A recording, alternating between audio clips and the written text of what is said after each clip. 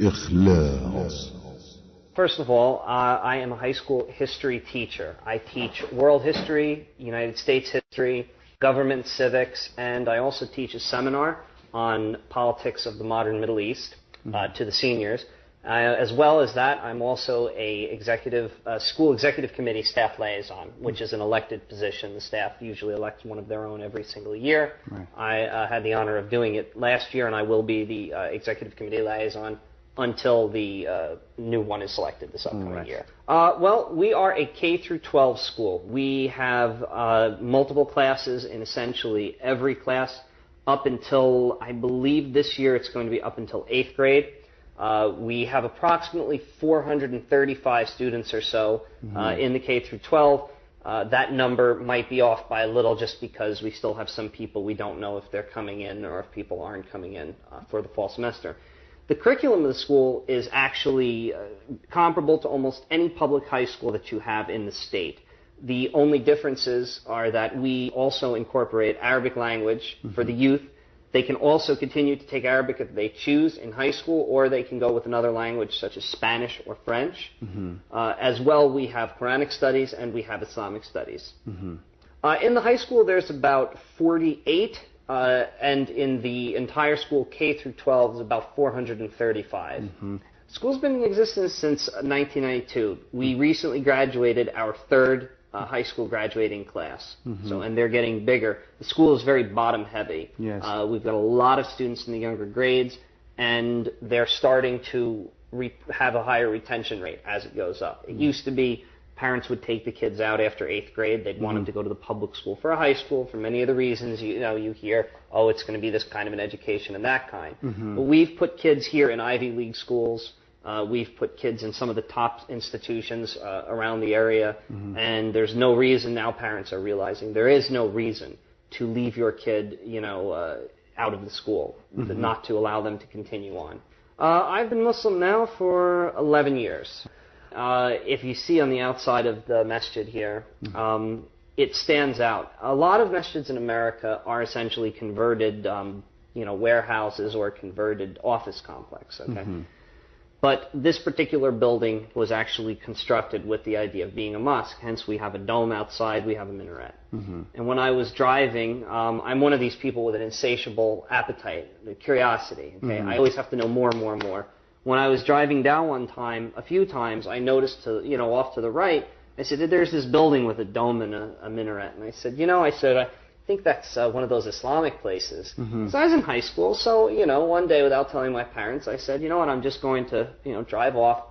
Make the long story short, I came in, the imam was in, and I came up to him and I said, look, I apologize if I'm, violating any etiquette here. I said, I took my shoes off where it said, please take your shoes off. I said, but I'm just curious about the religion. I'm curious about, this and that. I said, I don't want to convert. I said, don't convert me. But I said, and the imam was like, that's no problem at all. Why don't you come? They were about to pray Maghrib.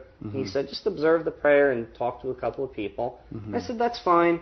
And over the course of, I'd say, about the next 6 months, my journey to Islam essentially was completed. And then I finally took Shahada. My mother was convinced I joined a cult. I found books around the house, what to do when you think your child has joined a cult. I have a cousin who's a born-again Christian. So I was Roman Catholic. My family is Roman Catholic. Yes. Everyone else in the family to this day is Roman Catholic. But I had a cousin who was a born-again Christian, and she was telling my mother that, your son will be burning in hell now that he's worshiping the devil, and these people do this, and these people do that. And in the beginning, it was a very difficult time trying to explain things because I didn't know enough, to really be able to defend it. But alhamdulillah, my mother, before I got married, the last year before I got married, I was living in my house. My mother actually left this is going back, a little ways. She left a little postcard on my bed right before Ramadan that said, Happy Ramadan. So you see that it's really come about to the fact that now my mother and my father actually will defend Muslims. I'd like to think that, I'm not trying to say that my behavior has always been, we all, make our mistakes. I constantly tell my parents, don't try and base Islam on me, Base Islam on what you read into it. I can show you stuff, don't, because I'm human. But I think that they recognize there are a lot of very positive things, that have come out of this with me. A lot more positive than any kind of negative stuff. All right. Anthony, now just to tie it all together, now as a Muslim and an educator, can you just talk a bit about the importance of people realizing the seriousness of putting your children into Muslim schools, especially here in America? Absolutely. Well, I think that it's very critical. In this day and age, I think it's critical, and the reason why is because we give kids an excellent education in the secular arts, I'll say, okay? English, math, science, history, everything. But as well, there's the opportunity in public schools, and I know, having gone to public schools most of my life, you can't do things like say, well, what about God with this? The God is not a four-letter word, but it's close enough in American schools. You can't bring it up. In an Islamic school, you can integrate that. I can integrate Islam into my lessons. I can talk about the way that different things happen in different parts of the world, for example. And I just think it's very important because a lot of kids that are outside today, they don't, as I know that, many other educators have said, the kids today,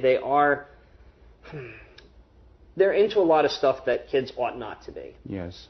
And there's a lot of pressure. You don't want to be the outcast, okay? Now, it's better in some schools where there are more Muslim kids in some public schools and they can create a little bit of a community. But there's still overwhelming pressure. Let's go to this party. Let's go do this. Hey, why don't you smoke this? Why don't you drink this? At the Islamic school, the essence is that by constantly reinforcing the deen on a 24-hour basis. We have had, to my knowledge, I've only been with the school for 2 years, but to my knowledge, we have had a couple of kids in the past who have been non-Muslim kids have come to the school. I would say it's a little different than sending your kid to like a Catholic school, because I know I went to Catholic high school. There's religion, yes, but here, for example, okay, during Ramadan, nobody eats, okay, during the day, except the little kids. Right. We break for prayer during the day, okay? You have a lot of stuff, the sisters wear hijab. Whether you're Muslim or not, it's the dress code, okay? Yes. Whether you wear it outside of the school or not. But I think that there's a lot of people are coming around to realize the discipline that Islam gives in a personal life. And for teenagers, an era where you're really like in that rebellious mode and everything, it gives the kids an opportunity to really focus themselves. And so I think the parents are starting to realize that. Inshallah, we will have a large expansion project is underway, hopefully in an area that's actually right behind this wall here and over. We're going to have a rail school building constructed, a very large school building that will be able to accommodate upwards of 550 students.